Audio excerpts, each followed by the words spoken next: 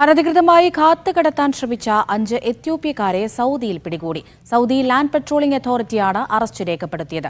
ഖാത്ത, hashish, Captagon ഗുളികകൾ അടങ്ങിയ ലഹരി വസ്തുക്കളുമായി നിരവധി പേരെയാണ് ഇതിനോടകം പിടികൂടിയിട്ടുള്ളത്. 195 കിലോഗ്രാം കാത്താണ് പിടികൂടിയത്. സംഘത്തിലുണ്ടായിരുന്നത് 5 പേരായിരുന്നു. എത്യോപ്യൻ സ്വദേശികളാണ് അറസ്റ്റിലായത്. പിടിവീഴുന്നത് ജീസാൻ മേഖലയിൽ നിന്നായിരുന്നു. സൗദി ലാൻഡ് പെട്രോളിംഗ് അതോറിറ്റിയാണ് അറസ്റ്റ് രേഖപ്പെടുത്തിയത്. പിടിച്ചെടുത്ത മയക്കുമരുന്ന് ജനറൽ ഡയറക്ടറേറ്റ് ഓഫ് നർക്കോട്ടിക് കൺട്രോളിന് കൈമാറി. അതേസമയം റിയാദിൽ പിടികൂടിയത് 59 കിലോഗ്രാം ഹാഷിഷ് ആണ്. ജനറൽ ഡയറക്ടറേറ്റ് ഓഫ് നർക്കോട്ടിക് കൺട്രോളിന്റെ പരിശോധനയിലാണ് ഹാഷിഷ് പിടികൂടിയത്. പ്രതിയെ പബ്ലിക് പ്രോസിക്യൂഷന് മുന്നിൽ ഹാജരാക്കുമെന്നും മന്ത്രാലയം അറിയിച്ചു.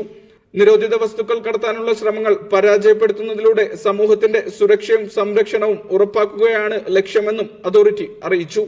കള്ളക്കടത്തുമായി ബന്ധപ്പെട്ട വിവരങ്ങൾ ലഭിക്കുന്നവർ 911 എന്ന നമ്പറിലോ 999 എന്ന നമ്പറിലോ ബന്ധപ്പെടണമെന്നും അധികൃതർ അഭ്യർത്ഥിച്ചു.